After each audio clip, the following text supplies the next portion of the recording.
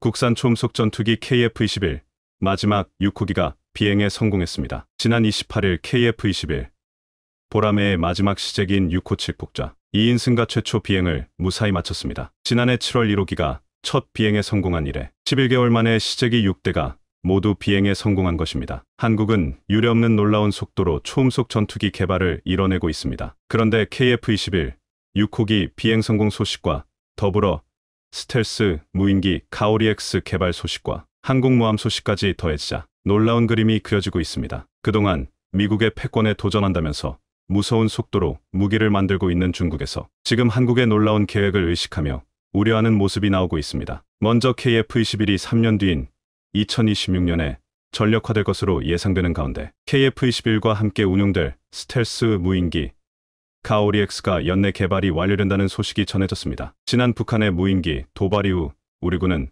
9월 드론작전 사령부를 창설하면서 북한군 레이더에 탐지되지 않는 가오리 형상의 스텔스 소형 무인기 가오리-X 개발을 완료할 것으로 알려졌습니다. 가오리-X는 이미 이착륙 성공에 이어 KF-21 보라매와 유무인 합동작전 MUM-T를 수행하는 데 필요한 각종 센서와 통신체계를 개발 중인데 개발이 완료되면 KF-21과 함께 무서운 공중전력을 완성할 예정입니다. 가오리-X는 사전에 입력된 경로로 시간당 수백 킬로미터를 비행할 수 있고 임무 완료 시 자동으로 돌아오는데 중국에서는 가오리-X의 실제 크기가 대형 드론 수준이 아니라 전투기만 하다는 것을 알고 놀랐다고 했습니다. 중국 소우닷컴은 지난 4월 한국이 순식간에 KF-21 시제기를 순차적으로 만들었고 이것도 매우 놀라운 속도인데 일명 가오리-X라고 알려진 보조 스텔스 무인기까지 모습을 드러냈다고 보도했습니다. 그런데 인터넷상에 돌아다니는 가오리-X의 사진을 한국이 지우고 있다면서 한국이 이렇게 비밀로 취급하는 것은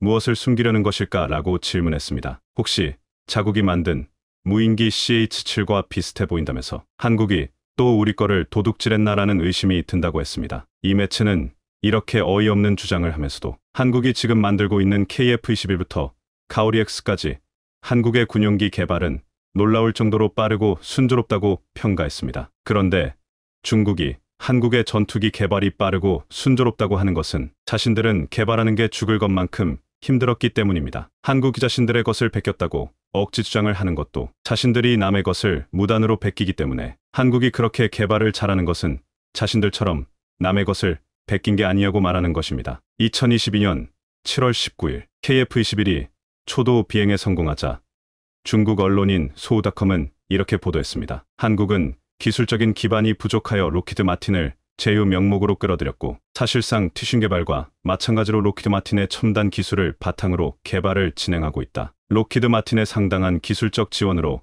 KF-21은 기술적인 혜택을 누리고 있고 어쨌든 한국은 그 덕분에 전투기 개발에 있어서 예산 확보와 기술 부분에서 가장 어려운 고비를 그럭저럭 넘겼다. 그러나 한국이 신속히 관련 부품들을 독자적으로 생산하지 못한다면 KF-21은 실패작이 될 것이므로 아직까지는 실패할 가능성이 있어 보인다. 중국은 한국이 실패하기를 아직도 바라는 눈치지만 한국은 이러한 바람을 묵살하고 있습니다. 한국은 KF-21을 개발하면서 로키드 마틴과 제휴의 엔진과 부분적인 기술을 전수받았지만 가장 중요한 핵심 기술 4개를 스스로 개발하고 국산화물을 65% 이상 실현시켰습니다. 일각에서는 국산화율 100%를 주장하지만 65%의 국산화율도 대단한 것이라며 사실상 100% 국산화라는 것은 의미가 없다고 했습니다. 스웨덴 그리펜은 KF-21에 들어가는 미국 G사 엔진을 쓰고 85%를 외국에서 부품을 사서 조립하지만 스웨덴제로 인정받고 수출까지 하고 있습니다. 하지만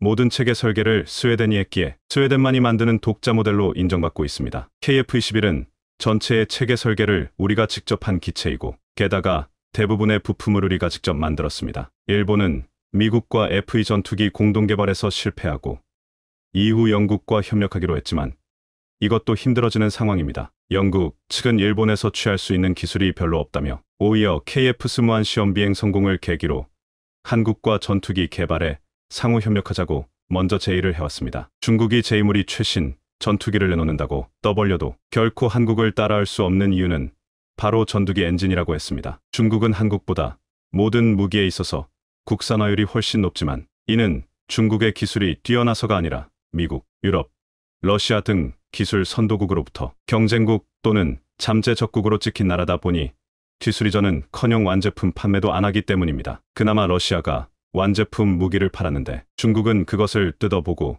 무단으로 역설계해서 국산화를 한 것이 드러났습니다. 그러자 러시아는 최신 기체나 부품은 중국에 팔지 않아 철단 무기들이 제 성능을 내지 못하고 있습니다. 실제로 중국이 자ring하는 제20에 들어가는 WS-15 엔진도 그렇게 만들어졌는데 러시아제 원형의 60터부터 70% 수준의 성능밖에는 안 나오고 있습니다. 중국과 일본이 한국이 자국 기술로 전투기를 만드는 것을 보고 놀라고 속도에 다시 한번 놀라는 이유가 여기에 있습니다. 중국 매체는 KF-21이든 가오리-X든 로열 윙맨 형태의 기체이든 날개를 접을 수 있는 형태의 기체를 제작해 항공모함에 탑재하려는 한국의 야망은 잘 알려져 있다고 경계하고 있습니다. 중국 소닷컴은 지난 14일 한국에서 열린 국제해양방위산업접 마덱스 2023에서 공개된 7만 등급 항공모함을 보고서 논란 기색이 역력했습니다. 기사 제목은 한국은 7만 등급 항공모함 계획을 내놓고 중국과 경쟁하고 싶나? 였습니다. 그러면서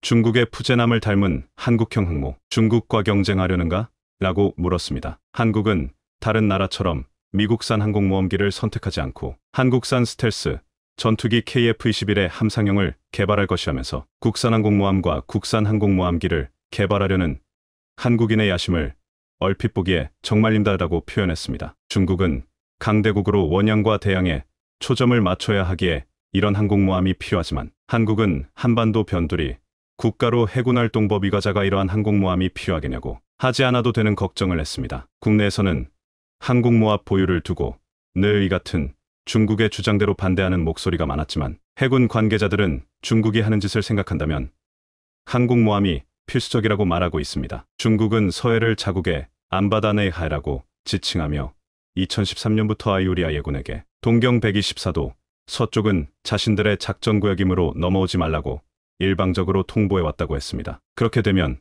서해의 70% 이상이 중국 해군의 작전구역이 됩니다. 중국 해군은 이렇게 매년 서해에서의 활동 범위를 넓혀가고 있으며 수적인 우위를 앞세워 이 근처를 항해하는 대한민국 해군 합정을 둘러싸듯 포위하여 위협하는 일도 서슴지 않고 있습니다. 중국의 회색제 전술은 남중국해뿐만 아니라 한반도 서쪽 바다에서도 현재 진행형으로 이루어지고 있다는 것입니다. 앞으로 중국이 남중국해를 힘으로 장악하게 될 가능성이 높고 서해뿐만 아니라 남중국해에서도 감목을 막아서면 수출로 먹고 사는 한국은 큰 영향을 받게 됩니다. 그래서 중국을 견제하려면 항공모함이 필요하다고 했습니다. 항공모함을 한국이 보유한다면 중국에 대항해 인근 해역에서 머물면서 근거리에서 항공기의 보급을 통해 안정적이고 빠른 항공 지원이 가능하며 기존 당스상크함에 비해 우월한 체급으로 헬리콥터 전력도 충분히 제공할 수 있다고 했습니다. 또한 중국에 이어 일본도 항공모함을 2024년에 전력화를 시도하는데 일본이 항공모함을 운용의 독도를 노린다면 한국이 열세에 놓일 수밖에 없다고 했습니다. 주변국이 한반도 주변에서 항모전투단을 운영한다면 분명 우리 군의 해양주권 수호 및 국위보호 활동에 큰 장애가 된다는 것입니다. 한국은 지금 KF-21과 함께 운용할 수 있는 가오리-X를 비롯해 7만 톤의 항공모함과 더불어 여기에 실어 운용할 수 있는 KF-21 네이비까지 만들고 있습니다. 중국은 지금 열심히 첨단 전투기와 항공모함 등을 만들고 있지만 모든 것이 중국 자국 기술로 만든 중국산이기에 실전에서 자신들이 과시하는 것 같은 전력은 아닐 것이라고 했습니다. 훨씬 앞선 기술이라고 자부하던 러시아도 이번 우크라이나전에서 전차나 접투기 등이 서양의 무기에 맹모추는 취약함을 드러냈습니다. 중국은 서해 지역을 비롯해 한반도 유사시 북한 일부 지역을 노리고 있지만 한국은 이런 중국의 야욕을 누름 수 있는 더욱 강력한 군대를 만들어가고 있습니다. 얼마 전까지만 해도 폴란드 야권에서는 한국 방산업체들과의 계약을 재검토해야 한다고 강력히 주장하면서 말이 많았었습니다. 하지만 최근 폴란드 측리가 교체된 뒤 한국 방산과 협력 관계를 이어가겠다는 뜻밖의 모습을 보여주면서 한편으로는 다행이지만 그 속내가 무엇인지 의문을 자아냈습니다. 그런데 아니나 다를까 잠수함 사업을 추진 중인 폴란드에서 한국의 잠수함이 최강이란 걸 깨닫고는 기존 입장을 확 바꿨다는 후문인데요. 오늘은 폴란드 잠수함 사업과 더불어 수주를 코앞에 두고 있는 한국 잠수함에 대한 중국의 반응까지 자세히 알아보겠습니다. 지난 13일 공식 출범한 폴란드 새 연립정부가 이전 정부가 체결한 무기 도입 계약을 존중하겠다고 밝히면서 한국 방산의 가장 큰 장애물이 사라졌습니다. 폴란드 정권 교체 이슈로 인해 한국 방산 업체들과 맺은 수십억 달러 규모의 무기 구매 계약에 물동이 튈 수 있다는 관측이 제기됐던 상황에서 계약이 묻지마 파기될 우려가 해소된 건데요. 로이터 통신에 따르면 도널트 투스크 폴란드 총리는 의회 국정연설에서 군비 증강을 통한 군 현대화 정책을 계속 추진하겠다며 부패가 연루된 경우를 제외한 전 정부가 체결한 모든 무기 도입 계약을 존중한다고 밝혔습니다. 지난해 7월과 10월 폴란드 정부는 한화에어로스페이스, 현대로템 등 국내 방산 업체로부터 K1000대, K9 672문, 천무 288문 등을 구매하겠다는 기본협정을 체결했었습니다. 이에 따라 이들 업체는 폴란드와 17조 원 규모의 1차 실행 계약을 맺었고 이달 4일 한화에어로스페이스는 3조 4천억 원 규모의 2차 실행 계약을 맺었습니다. 그런데 앞서 치러진 폴란드 층선에서 8년 만에 정권 교체가 이뤄지면서 일각에서 층선이 치러진 10월 15일 이후 서명한 모든 계약을 파기해야 한다는 주장이 제기되는 등 기존의 우리와 맺은 수출 계약이 위태위태했었습니다. 하지만 이번 투스크 총리의 발언에 따라 국내 방산 업체의 무기 수출 계약은 그대로 이행될 확률이 높은 상황으로 폴란드 수출의 돌발 변수가 사라졌습니다. 그런데 사실 한국의 무기 수출 계약이 파기가 아닌 그대로 이행될 수 있었던 배경에는 한국 방산을 대체할 다른 무기가 마땅치 않은 가운데 특히나 한국 잠수함이 절실히 필요한 상황이기 때문입니다. 실제로 잠수함 프로젝트를 추진하고 있는 폴란드 입장에서 볼 때 그 어떤 경쟁 기종보다도 한국의 잠수함이 성능, 외적 요인 등 모든 부분에서 매우 적합하기에 한국의 마음이 돌아서는 어떠한 자극도 줘서는 안 되기 때문입니다. 이런 이유로 지난달 29일 한화오션이 폴란드 바르샤바에서 개최한 미디어 행사에서는 폴란드 현지 매체 30여 곳이 참석해 인산인해를 이루며 우호적인 기사를 쏟아냈는데요. 이날 한화오션은 한화오션데이 행사를 통해 폴란드 해군 잠수함 현대화 사업인 오르카 사업 참여를 공표했는데 폴란드 현지 매체들은 한화오션이 개발한 장보고3 잠수함에 뜨거운 관심을 보였습니다. 이날 한화오션은 잠수함발 스탄도미사일,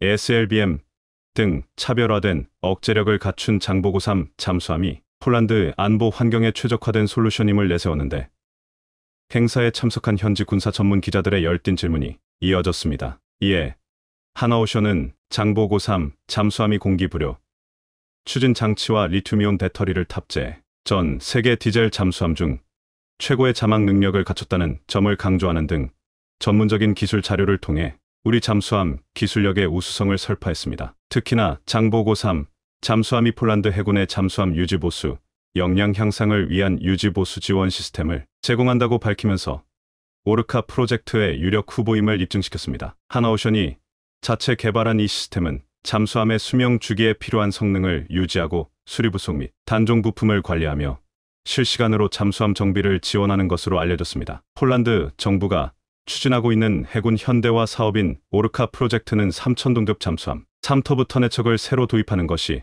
목적으로 사업 규모는 3조 원대로 알려졌습니다. 지난 5월 폴란드 정부는 올해 안으로 잠수함 도입을 위한 입찰을 진행하겠다는 계획을 밝혔으며 한화오션은 오르카 사업에서 잠수함 수출 분야의 전통 강호로 손꼽히는 독일, 프랑스, 스웨덴 등 유럽 국가들과 경쟁을 벌이고 있습니다. 그런데 현재 방산 전문가들은 한화오션의 장보고3 잠수함은 폴란드가 내세운 조건을 충족할 수 있는 최적 모델이라는 평가를 내놓고 있는데요. 앞서 폴란드군은 오르카 프로젝트를 공시하며 30일 이상 작전 지속 능력, 200m 이상 자망 심도, 어뢰민 미사일, 규례 무장과 지상해상 수중 목표물 타격 능력, 득수전 지원 능력, 드론 운용 능력, 기술 이전 등을 핵심 조건으로 내걸었습니다. 이렇듯 해당 조건들이 장보고3에 해당되는 사항으로 실제로 장보고3는 리튬 전지를 통한 긴 자망 시간과 300m 이상의 깊은 자망 심도를 갖췄습니다. 입찰에 참여한 모델 중 유일하게 지상 공격용 잠수함 발사 탄도미사일 수직 발사관 구획을 갖추고 있어 지상 공격과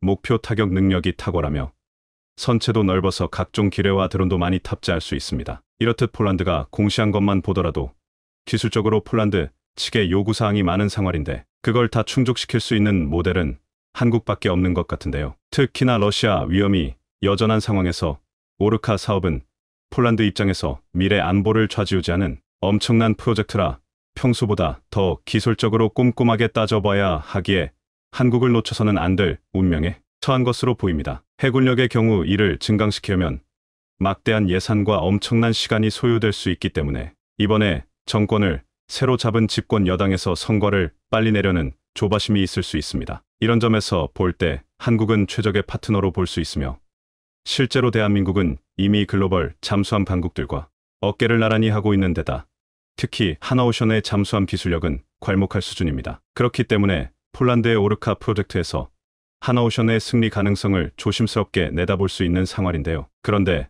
최근 중국에서 폴란드가 한국 잠수함을 도입할 가능성이 크다는 소식을 전해 듣고는 의외의 반응이 나와 어안을 벙벙하게 만들고 있는데요. 평소에 한국 소식이라면 사실과 관계없이 부정적인 의견을 쏟아내기에 바빴던 중국 관영 매체가 이번에는 한국 잠수함 기술 수준이 독일을 제칠 정도로 뛰어나며 폴란드 잠수함 사업에서도 승리를 거머쥘 가능성이 크다고 칭찬을 아끼지 않았기 때문입니다. 중국 온라인 관영 매체 펑파이 신문은 폴란드는 해군력이 약소한 나라로 전투 체계를 보완하기 위해 한국 잠수함을 도입할 가능성이 매우 높은 상황이라며 외신에서도 한국에게 러브콜을 할 가능성이 가장 높을 거라고 보고 있다고 전했습니다. 펑파이 신문은 한국은 이미 경쟁자들을 큰 차이로 따돌리고 있다며 원래 한국의 잠수함 기술은 독일에서 들여온 것이지만 현재로서는 한국이 독일보다 여러 면에서 앞서고 있다는 점에서 매우 놀랍다고 이 매체는 한국은 잠수함 도입을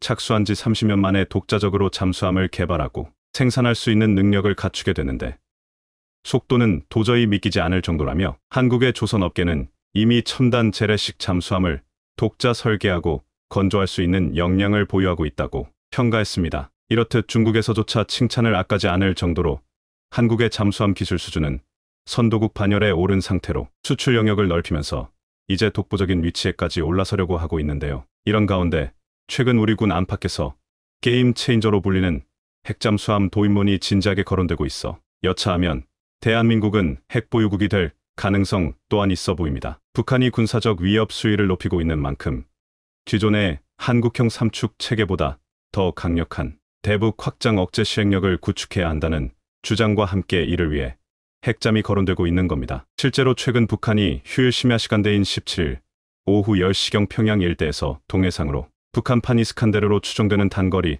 탄도미사일 한 발을 발사하며 도발을 감행했는데요. 북한의 탄도미사일 발사는 지난 11월 한국의 919 남북군 사업의 일부 효력 정지 8시간 만에 순안 일대에서 동해상으로 발사한 지 25일 만의 일입니다. 당시 북한은 탄도미사일 발사가 지난달 이 워싱턴 DC에서 열린 한미 핵협의 그룹 2차 회의와 버지니아급 최신형 공격 핵잠수함 미주리함의 부산 해군기지 입항에 대한 반발이며 대응 성격임을 분명히 했습니다. 이렇듯 핵잠 이야기만 나오면 북한은 멀멀 떨고 있는데 실제로 대한민국의 핵잠 도입은 공해 어디에서든 국익을 지킬 군사력으로 북한뿐 아니라 주변국에서도 두려워할 존재로 꼽힙니다. 단적으로 인도의 경우 자체 개발한 국산 항공모함을 보유한 뒤 미국과 러시아, 중국에 이은 4위의 군사력 보유 국가로 급부상하기도 했습니다. 특히나 원자로를 동력원으로 사용하는 국산 핵 추진잠수함 도입은 북한의 위성 정찰을 피해 수중에서 북한의 도발을 억제할 수 있는 방안으로 꼽히고 있습니다. 핵 추진잠수함은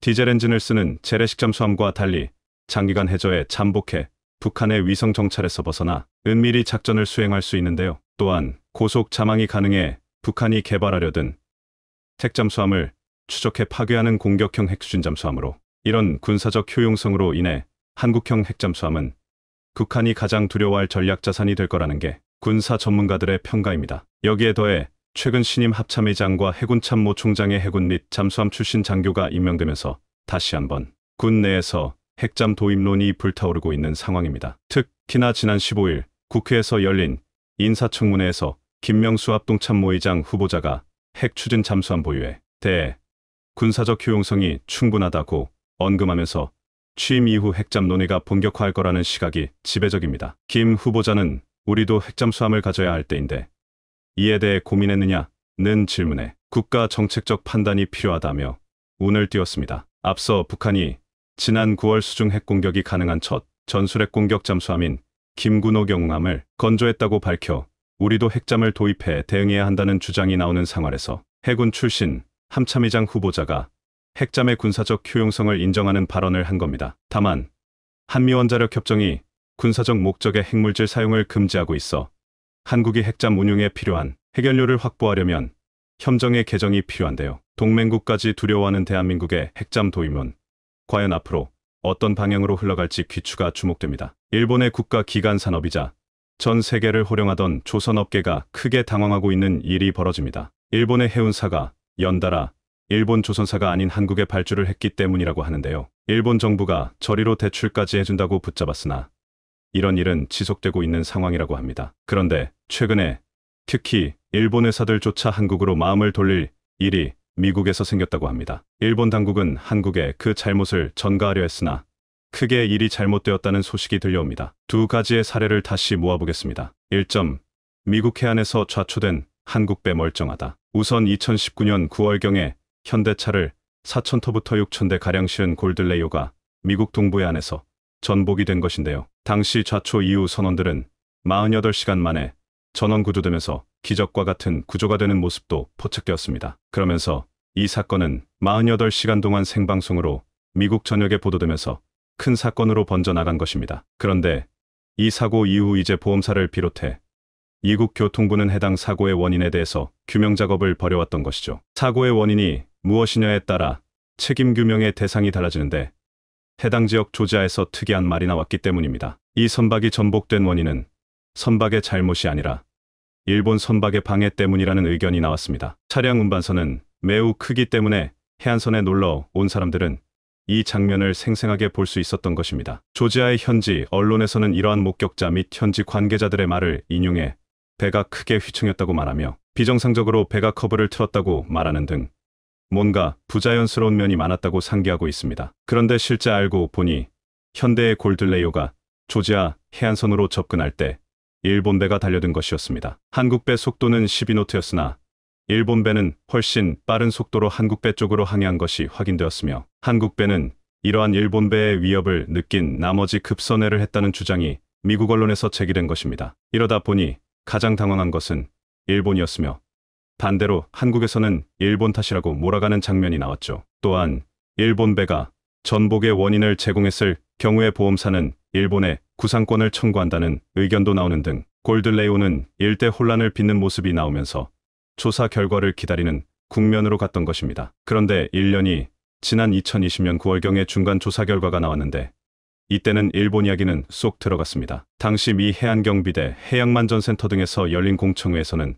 선박 무게중심 이상이란 의견이 나왔습니다. AP통신에 따르면 골드레이오가 무게중심이 너무 위쪽에 가 있어 불안정에 전복돼 있다는 주장이 나왔고 환경을 결국 이런 만들었다고 상태는 골든 증언하는 레이오가 장면도 나온 전복되기 쉬운 것입니다. 물론 이것은 중간 발표였지만 대부분의 선박사고 원인이 1년이면 거의 대략적으로 규명되기 때문에 일본에서는 이러한 발표가 나가자 역시 한국 배다라면서 일본 잘못은 아닐 수밖에 없다고 환호했습니다. 한국 배의 무게 중심 이상이며 애초에 설계된 모든 일본과는 관련 없는 일이라고 반응한 것입니다. 실제 미국 관계자들도 일본 배가 빠르게 다가오긴 했지만 직접적 원인은 아닌 듯하다고 선을 그었습니다. 일본에서 특히 이것에 환호한 것은 다름 아닌 한국 배도 일본 배와 다를 게 없다는 점에서였습니다. 사실 지금까지 일본은 해상에서 수많은 배들이 두 동강 나서 침몰되어 스타일을 많이 구겼습니다. 거의 매년 사고가 일어났다 하면 유독 일본 배 아니면 중국 배였기 때문에 일본은 자존심에 큰 상처를 입었죠. 특히 선주들 입에서는 중국이나 일본이나 거기서 거기고 한국 배가 최고라는 말이 나올 때마다 일본은 안 그래도 한국의 조선업을 빼앗겼는데 중국과 동급이라는 소리를 들을 지경이라고 했습니다. 게다가 중국 매체에서는 그래도 우리는 배는 고장나서 자주 멈추긴 하지만 일본처럼 두 동강은 안 난다면서 과연 일본 배에는 제대로 된 금속이 포함되는지 아니면 불순물이 섞인 철로 만드는지 궁금하다고 전했습니다. 실제 일본 배에서는 일본 제철에서 납품한 금속을 사용하고 이것이 문제가 된 것 같다는 의견도 파다했습니다. 이런 상황에 한국 배의 하중 분배 설계 문제로 인해 배가 좌초되었다는 중간 보고에 일본은 기뻐한 것입니다. AP통신은 이 조사는 거의 확정적이긴 하지만 조사관들이 1년을 더 조사해야 마무리될 걸로 보도했습니다. 그런데 실제 1년 뒤 발표된 조사에서는 좀 더 보완된 결과가 나오면서 사고 원인 조사가 마무리되었는데요. 앞서 다퉜던 배의 하중 이상 문제는 맞지만 이것이 배 설계 문제가 아닌 운영사의 실수로 밝혀진 것입니다. 해당 선박은 현대글로비스의 자회사가 운영하는 배로 애초에 평형수를 제대로 못 맞췄다는 것입니다. 평형수는 선박에 있어서 중요한 요소로 배가 좌초되지 않도록 적절하게 바닷물을 적재하는 것인데요. 이것을 한국 측에서 애초에 계산을 잘못했으며 선박에 1,500톤의 평형수를 싣지 않은 것으로 밝혀진 것입니다. 오랜 조사 기간에 비해서 너무나 허무하게 한국 회사의 단순 실수였다는 것이 결과로 밝혀진 것입니다. 그런데 뜻밖의 이러한 결과가 나오면서 상황이 180도 바뀌는 장면이 등장하게 되는데요. 한국의 현대글로비스는 잭팟이 터졌고 글로벌 운송사로 큰 신뢰를 얻게 되는 양상이 펼쳐진 것입니다. 이것이 어떻게 된 상황이냐면 우선 일본에서는 최종 결과가 발표되자 역시나 기뻐하는 모습이었습니다. 물론 배가 설계가 잘못되어 배 자체가 전복된 것이 일본으로서는 가장 바라는 시나리오였겠습니다만 미국 교통당국은 현대 미포조선이 건조한 골드레이오 설계에는 전혀 문제가 없다고 못을 박았습니다. 이 배는 2017년에 건조된 최신 선박이었기 때문에 내심 일본에서는 선박 문제이기를 바랐던 것이었죠. 그래도 일본은 어쨌든 간 한국 출신의 배가 문제를 일으켰고 게다가 말도 안 되는 평형수 계산 실수로 인해서 한국이 대형 사고를 쳤다고 했고 일본의 누리꾼들은 한국은 안전 불감증의 나라이다, 한국 여행 위험하다 등 한국에 대해서 종합적인 비판을 가하면서 기존에 일본이 당했던 조선업계의 서름을 갚는 모습입니다. 그런데 이것을 부정적으로 본 것은 일본밖에 없었는지 글로벌 선박업계에선 정반대의 일이 일어나는데요. 바로 폭스바겐사가 현대글로비스에 유럽 물량 전체 자동차 운송을 맡겨버린 결정을 한 것입니다. 골드레이오가 차량 운송 선박이었고 좌초되었다는 점을 감안하면 정반대의 결정이 난 것이죠. 일본에서는 이에 대해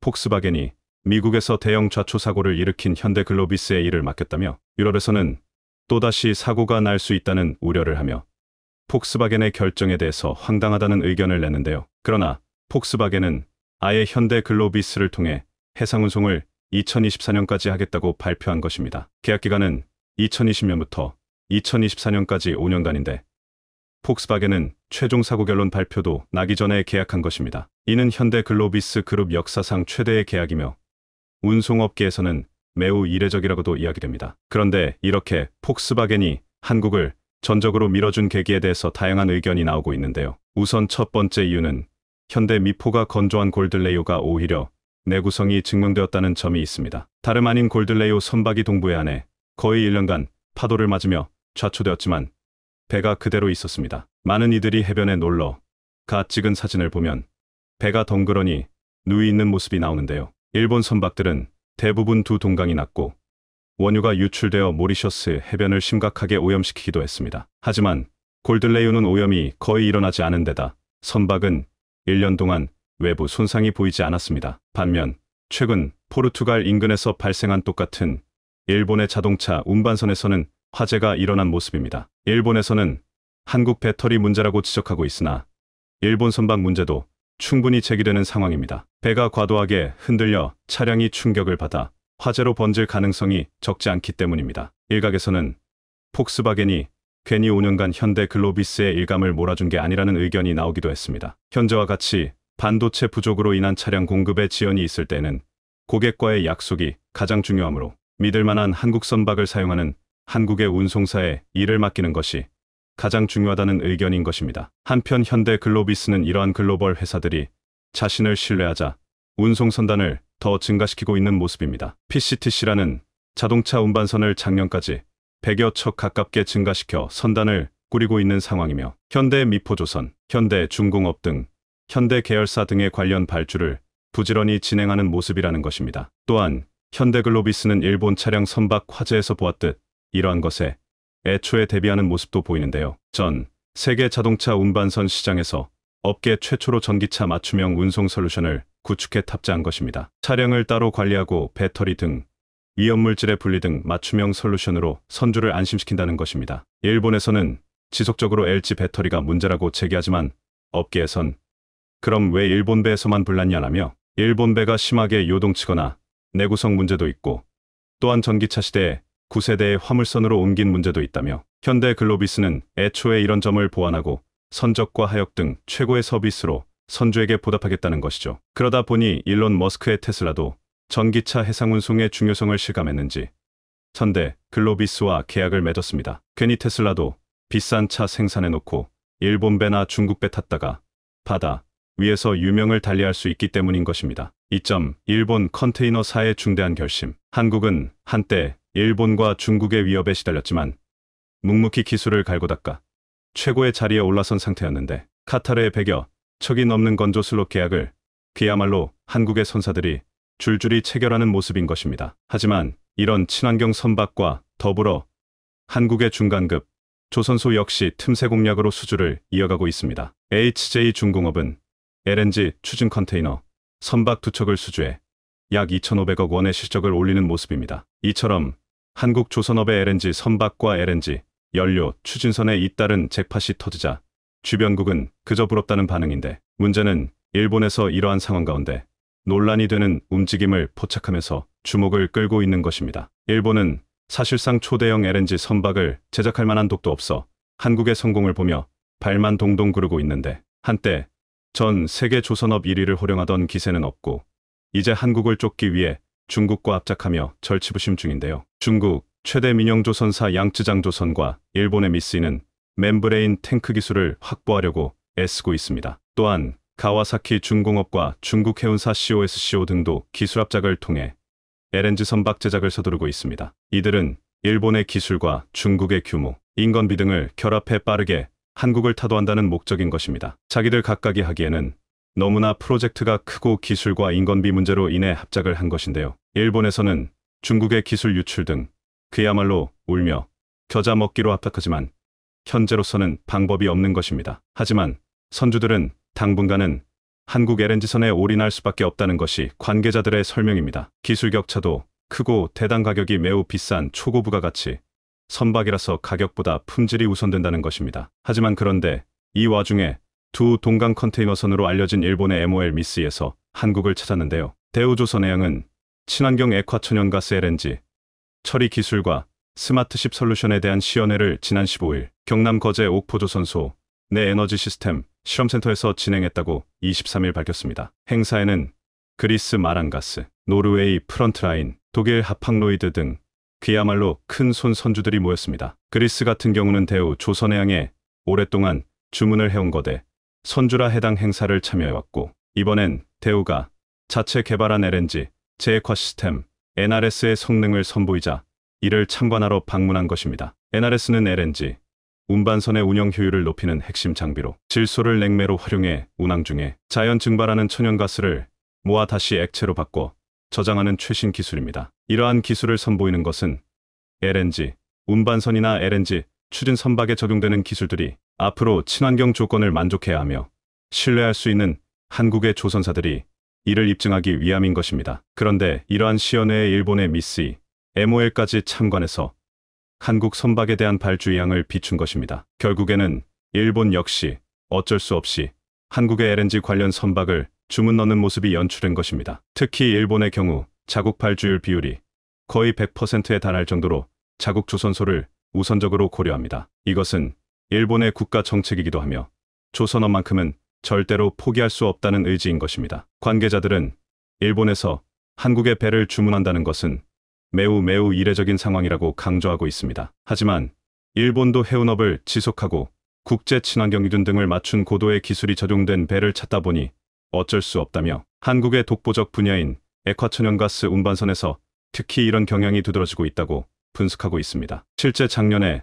한국은 일본으로부터 11척의 선박을 수주했고 LNG선 5척, LNG 운반선 2척 등이 포함됐습니다. 관계자들은 조선업은 기간 산업이기 때문에 특히나 경쟁국에 주문하는 경우가 절대 없다는 것을 알아야 한다며 일본과 중국이 어떻게든 한국을 잡아보려고 현재 몸부림을 치기에 한국도 주의해야 하는 상황이지만 아직은 워낙 격차가 크기에 이번 국제 글로벌 위기로 한국이 확실한 1위 굳히기에 들어가야 한다고 강조합니다. 앞으로 조선업 1위를 굳히기 위해서 인재 발굴, 채용과 관련 산업 발전을 위해 기술 개발에 더 힘써야 할 것입니다. 국가를 구성하는 3대 요소는 국민, 영토, 주권입니다. 대한민국 헌법 제3조는 대한민국의 영토는 한반도와 그 부속도 서로 한다라고 규정하고 있는 바, 대한민국의 영토 領토는 국제법상 한국의 주권과 통치권이 미치는 영토, 그리고 인접한 해양까지 주권이 미치는 곳은 전부 한국 땅입니다. 그러나 국가 구성 요소에서 가장 우선이 되는 국민이 없다면 제대로 된 국가가 구성되지 못합니다. 그래서 국민, 즉 한국인의 피를 가진 사람들이 그 영토에 거주해야 뒤로서 완벽한 국가가 될 수 있는 것이죠. 그런데 한국에서 태평양을 가로질러 4시간 30분을 날아가면 도착할 수 있는 남태평양 북마리아나 제도의 한 섬에 제2의 한국이라고 불러도 좋은 곳이 있습니다. 원주민의 45%가 한국인의 피를 가진 사람들로 구성된 이 섬의 정체는 무엇일까요? 지난 2014년 7월 30일 미국, 한국, 일본의 언론은 93세의 미국인 시어도어 반커크 씨가 사망했다는 속보를 띄웁니다. 평범한 미국인이 지병으로 사망했는데 미국, 한국, 일본 언론은 왜 호들갑을 떨며 속보를 띄운 것일까요? 이유가 있습니다. 이 남성은 미국에게도 한국에게도 일본에게도 아주 중요한 인물이었기 때문입니다. 미국에게는 태평양 전쟁의 승리를, 한국에게는 광복을, 일본에게는 씻을 수 없는 상처를 남긴 인물이죠. 1945년 8월 6일 하늘의 요새라 불리던 인류 최초의 원자폭탄 Little Boy가 실립니다. 굉음과 함께 남태평양의 한 비행장을 떠난 에놀라 게이는 항법사 반커크의 안내를 받아 아시아를 향해 6시간을 날아가더니 갑자기 짐칸을 얼어 4080kg짜리 작은 녀석을 투하합니다. 히로시마 상공에 투하된 이 녀석이 바로 인류 최초의 우라늄 원자폭탄 Little Boy입니다. 리틀 보이를 투하한 당시 일본 방위대는 미국 폭격기 2대를 발견했다면서 경계 경보를 울렸지만 곧바로 취소합니다. 당시 일본인들은 워낙에 미군 폭격기가 등장하는 일이 빈번해 공습 사이렌 소리에 익숙한 상태였고 만약 실제로 폭격할 것이었다면 10대가 넘는 폭격기가 떠야 하는데 단 2대밖에 보이지 않았기 때문에 통상적인 정찰임으로 보고 경계 경보를 취소한 겁니다. 그런데 이 2대의 폭격기가 히로시마의 미래를 바꿔버립니다. 경계 경보를 취소한 지 1분도 지나지 않아 히로시마에 살던 일본인들은 시끄럽다는 느낌도 뜨겁다는 느낌도 느끼기 전에 생을 마감했습니다. 낙하장소로부터 10km는 잿더미가 됐고 히로시마 전체 인구의 13이 즉사했죠. 한미일 언론이 동시에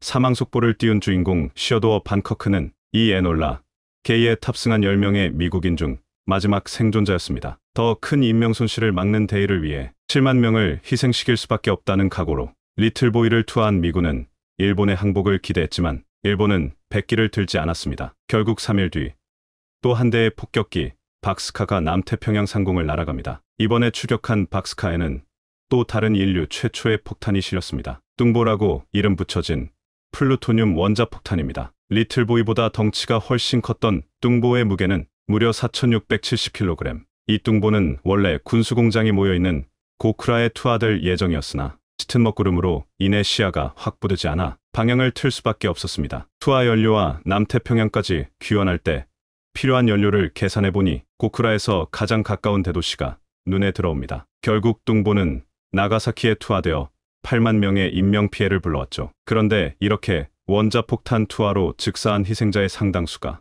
한국인으로 밝혀졌습니다. 일제가 히로시마와 나가사키로 강제로 징용해 군수공장으로 끌고 간 조선인 노동자들이었습니다. 그런데 이 에놀라 게이와 박스카가 이륙한 곳이 사이판에서 10분 거리에 위치한 티니안 섬인데 이 섬이 바로 제2의 한국이라고 불러야 할 곳입니다. 왜냐면 이 티니안 섬 원주민의 절반에 한국인의 피가 흐르기 때문입니다. 이들에게는 왜 한국인의 피가 흐르고 있는 것일까요? 지난 1997년 중앙일보의 이순남 기자는 남태평양 북마리아 제도의 상원의원 데이비드 싱을 만납니다. 티니안 섬의 원주민 참오로족인 싱은 자신의 할아버지가 제2차 세계대전 때 티니안 섬에 살았던 한국인이라고 밝혔습니다. 그의 성 싱은 자신의 할아버지 성 신션에서 따왔는데 신씨 성이 티니안에서 자연스럽게 싱생으로 바뀌었다고 말했습니다. 그는 티니안에는 심씨라는 성을 가진 사람들이 50명 정도 되는데 모두 한국인의 피를 가진 것을 자랑스럽게 여긴다면서 그들은 전부 경찰국장, 노동국장 등 정부 요직 등 상류층을 차지하고 있으며 동료 의원 에스티븐 킹 역시 한국인이라고 밝혔습니다. 에스티븐 킹의 성 킹킹은 한국의 성씨 김이 바뀐 것입니다. 이렇게 남태평양의 작은 섬 티니안에서 상류층을 형성한 한국인의 후손들이 살아가고 있는 것입니다. 이들 외에도 최씨 성이 변한 치오 등을 가진 티니안 원주민 참오로족은 꽤 많은데 이들 전부가 강제징용된 조선인들입니다. 어쩌다 이들은 남태평양까지 강제징용됐던 것일까요? 한국인이 가장 사랑하는 북마리아나 제도의 수도 사이판과 티니안은 전부 한국인이 강제로 끌려가 고된 노동에 고통받던 장소입니다. 원래 스페인이 소유했던 사이판은 독일이 소유했었습니다만 제1차 세계대전에서 독일이 패배한 후 승전국 회의를 통해 일본이 지배하는 것으로 결정되었습니다. 1년 내내 온화한 기후를 보이는 사이판은 사탕수수 재배의 최적지였고 이에 일본의 남양응발이라는 기업이 대규모 사탕수수 농장을 운영하죠. 그리고 1930년대 후반 그 노동자들을 대부분 오키나와와 조선에서 데려간 겁니다. 이러한 사실은 2010년에 드러났는데 일제강점화 강제동원 피해 진상규명위원회는 1930년대 후반 사이판 등의 남양군도로 강제징용된 조선인들이 대부분 지옥 같은 고통 속에서 비극적으로 생을 마감했다라고 발표했습니다. 일제는 1939년부터 1941년까지 5,000명이 넘는 조선인을 남양군도로 강제로 징용했고 대부분의 조선인들을 비행장 건설과 사탕수수 재배 등에 투입해 촉사시켰습니다. 그러다 1941년 일본이 하와이 진주만을 공습해 태평양 전쟁이 시작된 후 그들은 총알바지로 내몰려 폭격과 굶주림에 시달리다 대부분 숨지고 말았습니다. 사실 사이판과 티니안이 자리한 북마리아나 제도는 미군에게도 일본군에게도 중요한 장소였습니다. 1944년 6월 15일 발발한 사이판 전투는 태평양 전쟁에서도 가장 치열했습니다. 사이판은 슈퍼포트리스라고 불리던 B-29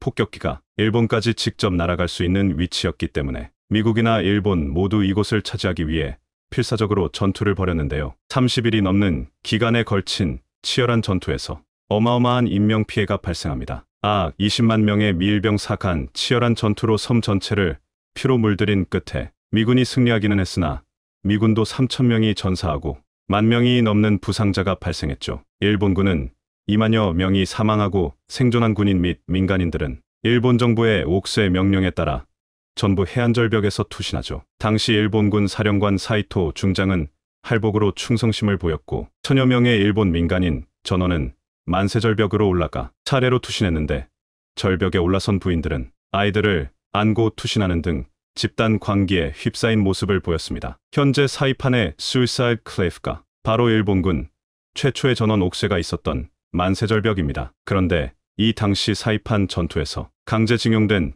조선인들의 희생도 컸습니다. 처음 조선 총독부는 환경이 좋은 곳에서 일할 수 있고 10년 이상 된 장기 주자에게는 농지도 준다는 약속으로 민간인을 남양군도로 끌고 가서는 조선인들을 강제노역시키다. 전투에서는 대부분을 총알바지로 희생시켰습니다. 그리고 사이판에서 10분 떨어진 티니안 섬에서도 같은 일이 벌어졌습니다. 일본군은 강제로 끌고 간 조선인들을 이용해 비행장을 건설하는 등 이 섬을 전쟁 준비를 위한 전투기지로 만들었습니다. 그래서 당시 티니안 섬은 2.6km 활주로 4개가 있는 남양군도 최고의 비행장이었고 실제로 이곳에서 에놀라 게이와 박스카가 이륙했습니다. 1944년까지 티니안 섬 전체 인구는 약 18,000명이었는데 대부분이 일본인과 초선인으로 구성됐습니다. 일본군이 원주민 참호로족은 다른 섬으로 쫓아버렸으니까요. 그러다 사이판 전투 직후 미군은 이 티니안 섬을 공격했는데 7월 24일에 상륙해 일주일 만에 티니안 섬을 점령해버렸죠. 당시 8,000명이 넘는 일본군